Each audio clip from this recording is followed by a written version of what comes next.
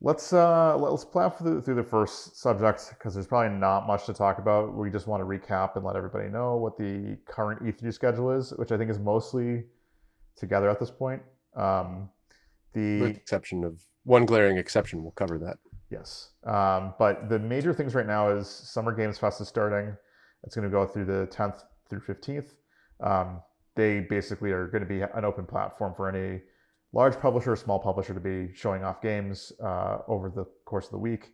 So it'll be a good place to probably check in periodically where some news will be announced.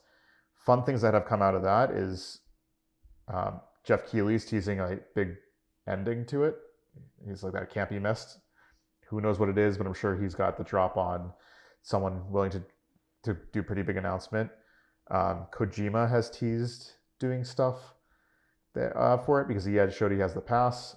PT, Something. It's going to be something even weirder than that, I'm sure. probably.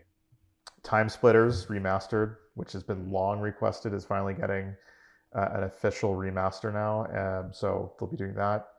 Um, so that's let's look forward to Summer Games Fest. Do you want to go over the other large publisher press schedule, Eric?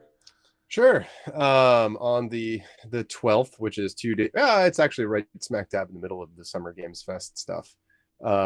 We have both Ubisoft and Gearbox, which are separated only by 2 hours. Ubisoft will be at noon Pacific. That's Saturday. Yep. And Gearbox will be 2 hours right after. So basically, set aside some time on Saturday, and you'll have plenty of just get some corn and lounge, because one will probably bleed right into the next. Yeah. On Sunday, we have Microsoft / Bethesda, and their games will be on at 10 a.m. Pacific, which will then bleed right over into Square Enix, which is going on at 12:15 Pacific. So at least on Sunday, you'll have a 15-minute window to go to the bathroom, make a sandwich, whatever you need to do between those two videos. Announcements. And then we get at 2:30 on that day with PC Games Showcase. And then half an hour after that is the Warner Games Showcase. So Sunday's going to be pretty busy. Yes. Then on Monday, there's Take Two, which will be at 10:15 Pacific. So that means that on Monday you should call in sick. So Take Two at 10:15 a.m. Pacific time, with Capcom following up at 30 p.m. So you'll have a couple hour window in there before things get crazy. And then finally on Tuesday, you'll have the Nintendo Direct at 9 a.m. Pacific. And then again at 2:25, Bandai Namco is going to take the stage. And then we'll round that out with, a month and a week later with EA Play, because why not? They're just going to be like, no, we're going to have our own thing. And Sony is still unannounced. It's just really strange. It's really strange to have an E3 where you don't have all three represented. Even when Nintendo pulled out, they had opted to do the directs, so they did have a press show. It just was online and not on the E3 stage. Now it's Sony is totally absent, and I'm assuming it's because they're preparing some sort of rebuttal to what Microsoft is going to show off. That's the only thing I can assume. And they would just want to make sure that their messaging is, they have time to adjust to. And they can, right? Like they know that they have the upper hand, and right now the PlayStation's the favorite console, so they can take the time to go like, okay, what is Microsoft saying? How can we counter that? Do we have a way of countering it? Can we get in their jabs and all that stuff?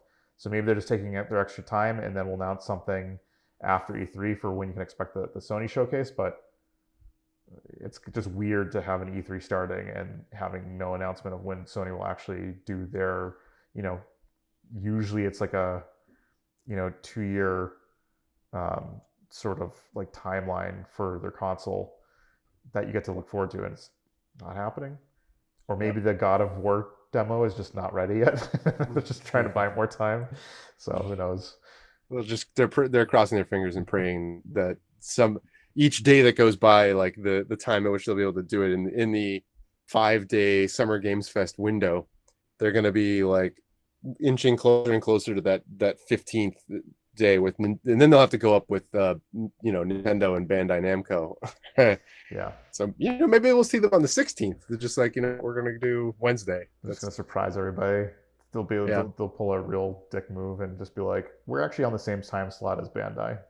yeah, So like, just yeah. eat up their press. So Um, they do this.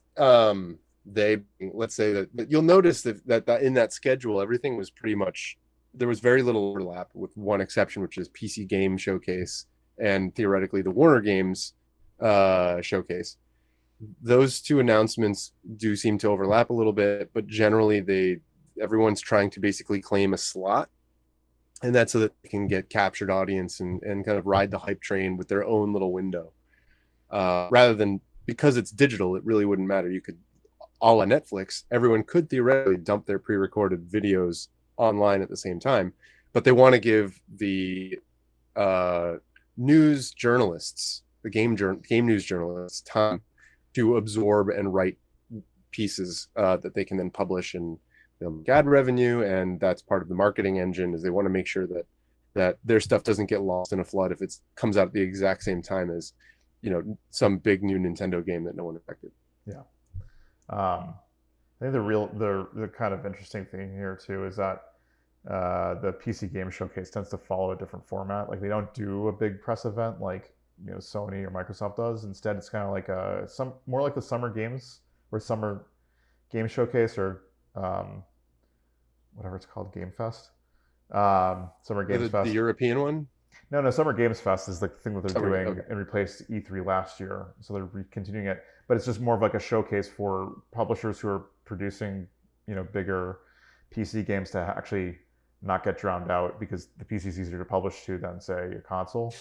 So yeah, it's a Yeah. showcase where like smaller publishers can actually show off the games that they've been working on, and so they roll out like different developers throughout the showcase. So I think it's not all that bad that there's like overlap because basically it's the press that comes out of the PC game showcases is very different than like the publisher showcases.